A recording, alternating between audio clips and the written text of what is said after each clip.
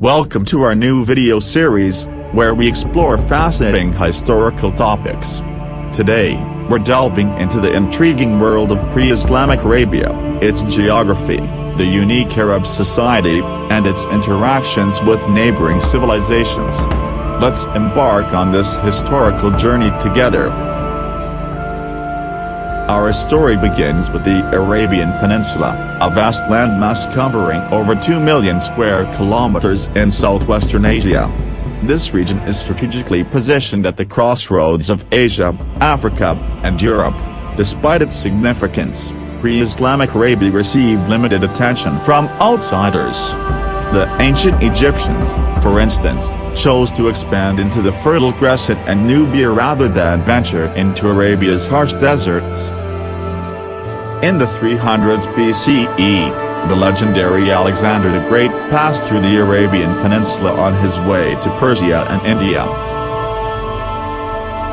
The Roman Empire attempted to invade the peninsula through Yemen in the 20s BCE, but the unforgiving landscape thwarted their efforts. Arabia's climate is characterized by an inhospitable, arid environment. Seasonal rains from monsoon winds bring some relief to the southern coast in autumn, but these rarely reach deep into the deserts. Similarly, rains from the Mediterranean Sea have minimal impact on the northern Arabian desert. Consequently, the majority of the peninsula remains dry year-round. While wadis, which means dry riverbeds, temporarily fill with water during rare rainfalls, oases are the more reliable but small sources of water, insufficient to sustain advanced societies. Now, let's turn our attention to the adaptable Arab society, shaped by its challenging environment. The harsh desert landscape led the Arabs to adopt a nomadic way of life, as it couldn't support settled civilization. The term Arab may have originated from a root meaning wandering or nomadic. Arabs followed a cyclical migration pattern, seeking fertile lands for their herds during the autumn months and surviving on minimal resources during the scorching summer heat. Cooperation within families and tribes was essential to combat threats such as famine and extreme temperatures. Families formed a basic social unit, with tribes comprising several families, led by a tribal leader or sheikh. Tribal identity was vital, offering protection, support, and economic opportunities.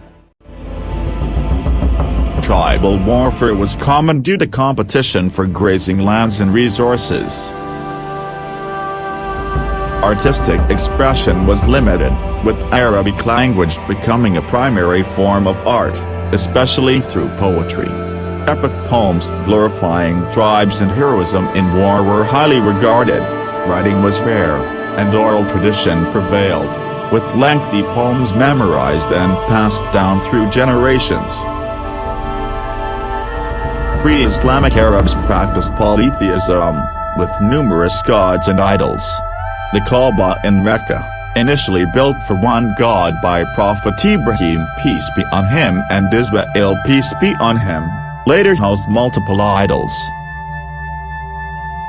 Despite the influence of other religions, such as Christianity and Judaism, the Arabs maintained their distinct polytheistic beliefs. In this segment, we explore the Arab Peninsula's interactions with its neighbors, which had a significant impact on their history. Despite being in the desert, Arabs were not isolated. To the north, the Romans exerted control over parts of the region. Arab merchants engaged in trade, connecting distant lands like India and Italy through the western part of the peninsula. The rise of the Sassanid dynasty in Persia initiated a long-standing conflict with the Romans, affecting Arab tribes caught in the middle. Arab tribes, some of which had converted to Christianity, were used as proxies by both the Romans and Persians in their power struggle. The Ghassanids established a kingdom in Jordan, Syria, and Palestine, serving as a buffer for the Roman Empire. Similarly, the Lakhmids controlled southern Mesopotamia and served the Persians. Constant warfare between the great powers and their proxies exhausted all parties involved.